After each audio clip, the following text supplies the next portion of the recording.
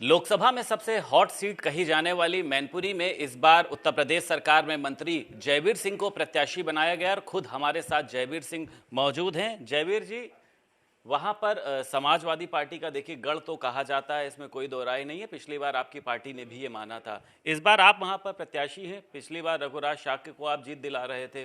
कितनी मुश्किल मानते हैं अपने लिए? क्या लगता है कि कुछ है या एकदम क्लीन स्वीप होगा? देखिए, गढ़ तोड़ने का जिम्मा जयवीर सिंह के जिम्मे आता है। मैनपुरी विधानसभा भी सपा का ही गढ़ था, जिसको मेरे हिस्से में तोड़ना है, और तोड़ ताड़ के हम लोग आज उत्तर प्रदेश की विधानसभा में वर्तमान में बैठे हुए हैं। ये गढ़ भी हमारे हाथों से टूटेगा।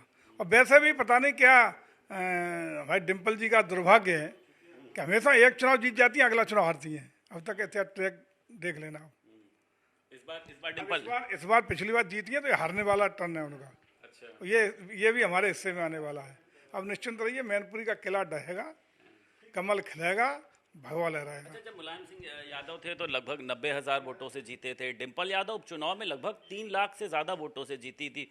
ऐसा तो नहीं मंत्री जी ये ओवर कॉन्फिडेंस है और कहीं इसका उल्टा पड़ जाए, वहां पे सिंपैथी वाला फैक्टर एक बार फिर से काम कर जाए? देखिए, हमें लगता है कि आदरणीय मुलायम सिंह जी के निधन के फलस्वरूप मैनपुरी की लोकसभा सीट रिक्त हुई थी।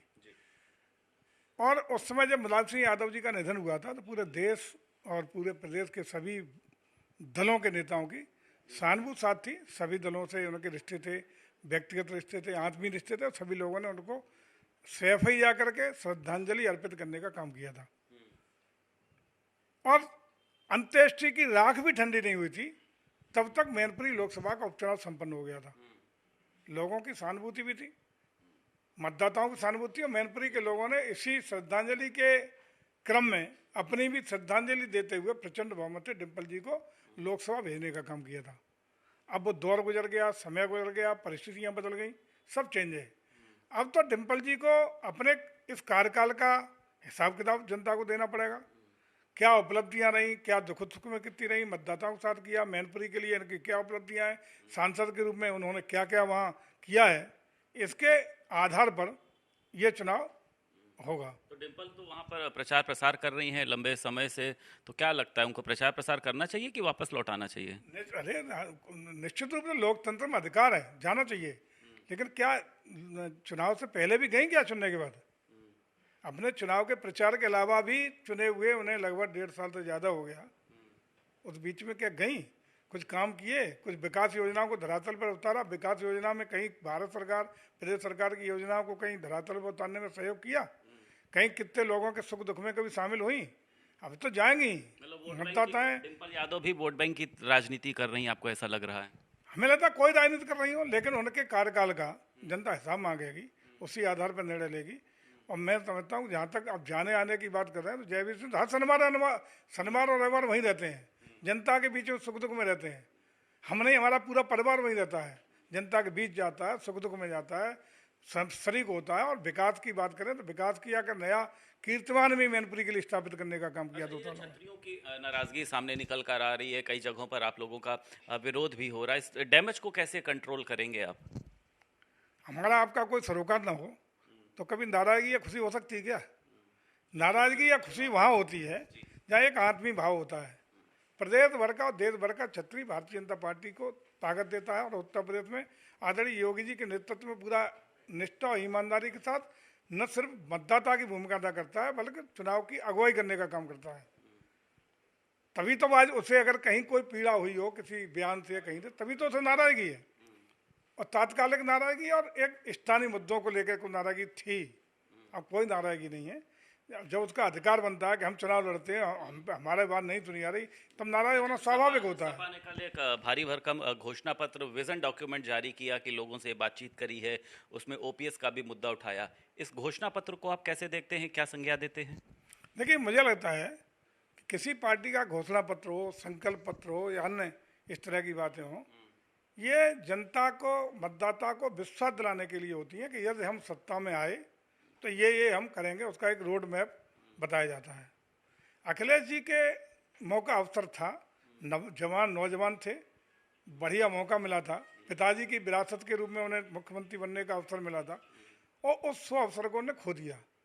12 से 17 के बीच के कार्यकाल में जिस तरीके से उत्तर प्रदेश में गुंडई, अराजकता, जमीनों पर कब्जे, महिलाओं पर जुल्म, जाति अत्याचार, प्रदेश में दंगा, तुष्टीकरण की नीति, सनातन परंपराओं को कुचलने का काम जबरदस्त तरीके से हुआ। उन्होंने वो सहानुभूति, जनता का विश्वास खो दिया।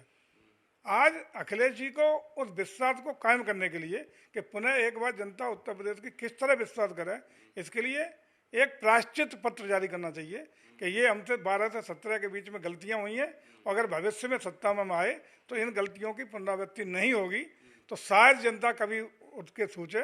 बाकी ये जो भी ये बातें कर रहे हैं तो झूठी लफाजी, ये जनता सुनने वाली नहीं है। शिवपाल यादव आपने देखा, हो सकता है उनको ऐसा लग रहा हो कि बदायूं को तो सीट हम ही लोग जीत रहे हैं, चलो बेटे आदित्य यादव का भविष्य बना दिया जाए। परिवार के लोग ही हैं क्या यादव समाज में, इसके अलावा बाहरी लोग नहीं हैं?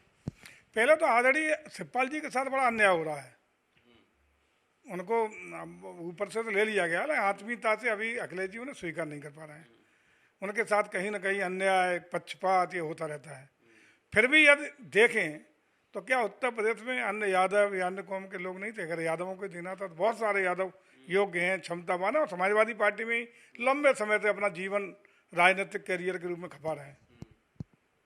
सब सैफई, मुझे लगता है सैफई के परिवारों को बचा नहीं है, बचा कुछ है शायद संविधान का कुछ कन्नौज में शामिल हो जाएगा, और उसके बाद कुछ बचा नहीं है। वो तो हम आभारी हैं, देश कृतज्ञ है आदरणीय भीमराव अम्बेडकर जी का, जिन्होंने संवैधानिक व्यवस्था में घर के कुत्ते, बिल्ली, बंदरों को चुनाव लड़ने से रोक लगा रखी है, उन्हें अधिकृत नहीं किया गया है। अन्यथा बच्चे तो वही है ना, कुत्ता, बिल्ली, बंदर, उन्हें भी टिकट देकर समाजवादी पार्टी प्रत्याशी घोषित कर दी थी। मायावती भी उतरने जा रही हैं मैदान में, पश्चिमी उत्तर प्रदेश में तमाम तरीके की रैलियां करने जा रही हैं। लग रहा है आपको कुछ नुकसान पहुंचा पाएंगी किसी भी तरीके से? वो किसी के साथ गठबंधन में नहीं है। वो तो उनकी अपनी नीति है, अपनी एकला चलो की नीति पर चल रही है। अब प्रदेश का रिजल्ट जनता की आवाज़ क्या कहती है भविष्य तय करेगा, लेकिन अपनी उनका तरीका है, उनकी शैली है, उस पर हम लोग कोई टिप्पणी नहीं करेंगे। लेकिन ये निश्चित रूप से है कि बसपा का अपना ढर्रा है, काम करने की शैली है, अलग तरीके का उनका है, उसी तरीके से कर रही हैं। लेकिन उत्तर प्रदेश की 80 की 80 सीटों पर कमल खिलेगा, भगवा लहराएगा, इसमें कोई शंका नहीं है। इतिहास दोहराएगा, मतलब इतिहास जो है वो पलटा जाएगा कि मैनपुरी की जो सीट है वो भारतीय जनता पार्टी के खाते में होगी। श्योर हैं आप? किला ध्वस्त होगा, मैनपुरी पे कमल खिलेगा, किला ध्वस्त होगा और भगवा लहराएगा, इसमें कोई शंका ही नहीं। समाजवादी पार्टी वहां पर किसी तरीके का कुछ ऐसा रास्ता इख्तियार कर सकती होगी चुनाव को हराने के लिए? कुछ ऐसी आशंका आपको लग रही हो? कोई आशंका जयवीर सिंह के और भारतीय जनता पार्टी सामने चलने वाली नहीं है, जनता के सामने चलने वाली नहीं है। मतदाता सर्वोपरि होता है, जनता जनार्दन की कृपा और आशीर्वाद भाजपा को, कमल को, जयवीर सिंह को मिलेगा, और जनता की दम पर वहाँ कमल खिलेगा। उत्तर प्रदेश सरकार में कैबिनेट मंत्री हैं और मैनपुरी से प्रत्याशी बनाए गए ठाकुर जयवीर सिंह हमारे साथ मौजूद थे, और उनका कहना यह है कि मैनपुरी में समाजवादी पार्टी के गढ़ को इस बार ढाया जाएगा और वहां पर कमल का फूल खिलेगा। लखनऊ से वीडियो जर्नलिस्ट रोहित सोनी के साथ संदीप खेर, भारत समाचार।